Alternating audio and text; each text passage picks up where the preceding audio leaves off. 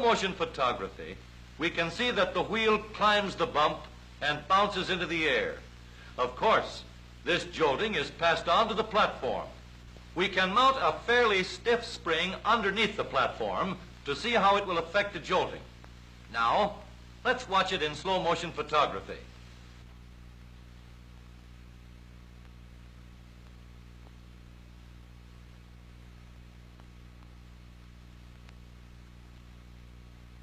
The traced line shows that we have cut down the jolting because the spring absorbs some of the effect of the bump.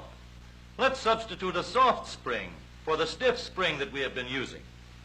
A softer spring gives a smoother line because a soft spring is able to spread out the effect of the bump and act as a better cushion against the jolt of the wheel.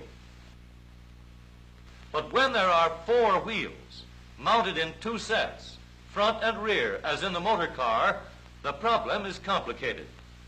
Until recently, the front springs of the automobile had to be stiff to keep the axle and front wheels in line. If one set of springs is stiffer than the other set, the stiff set will bounce harder and faster. We can see that this unequal springing, stiff springs in front and soft springs in rear, causes pitching when the wheels strike a bump.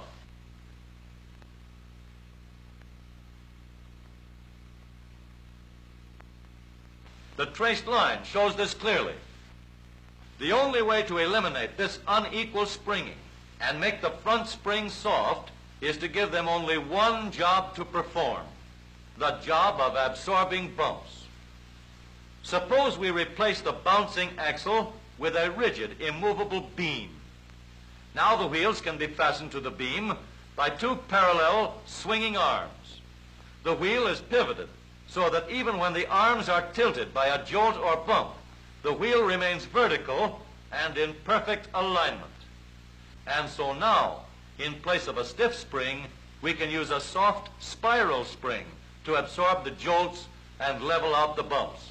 Since the rigid beam and the swinging arms keep the front wheels in line, there is only one job left for our springs to do. With both front and rear springs equally soft, the platform is held in balance.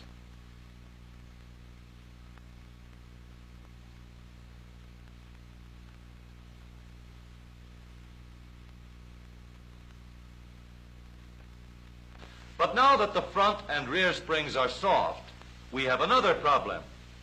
Springs that are soft enough to level out the bumps will compress too rapidly under a heavy shock. And springs that are soft enough to absorb small shocks have a tendency to continue bouncing after they have been compressed or stretched. So to help the springs absorb heavy shocks, we can slow down their action by means of shock absorbers. The shock absorber acts like a brake in delaying the movement of the spring, and it prevents bouncing when the spring is compressed and then released. We can make the severest kind of test to see whether we have a method that will really iron out the ups and downs. We'll use a lot more bumps of different sizes, and we'll run them under our wheels at full speed. Now watch the traced line. The traced line seems to be pretty smooth.